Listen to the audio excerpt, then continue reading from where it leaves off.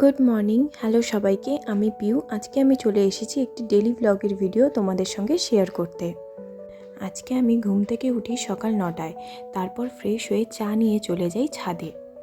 চারদিকের পরিবেশ দেখতে দেখতে সকালের চা খাওয়ার মধ্যে একটা আলাদাই অনুভূতি আছে, আর এই অনুভূতিটা আমার বরাবরই ভীষণ পছন্দ।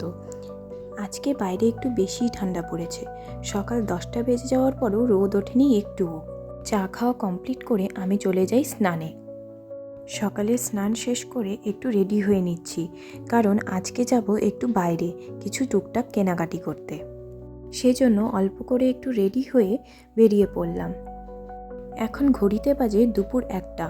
ঠান্ডার জন্য রাস্তায় লোকজন অনেকটাই কম, না হলে এই সময় রাস্তায় ম্যাক্সিমাম ভিড় থাকে। কিন্তু আজকে রাস্তা দেখে মনে হচ্ছে ইম্পর্টেন্ট কাজ ছাড়া ম্যাক্সিমাম লোকই বাড়ির মধ্যে, কেউ আর বাড়ির বাইরে বেরোয়নি। যদিও আমার এমার্জেন্সি কাজ না থাকলে আমিও ঘরেই থাকতাম। যাই হোক, আমি আমার সমস্ত কাজ আর কেনাকাটি কমপ্লিট করি, তারপরে বাড়ির উদ্দেশ্যে রওনা দিই। বাড়ি ফেরার সময় রাস্তায় ফুচকার দোকান দেখে লোভ সামলাতে না পেরে ফুচকা কিনে তারপর বাড়ি ফিরি। ঠান্ডা যতই পড়ুক, ফুচকা একেবারেই মিস করা যাবে না।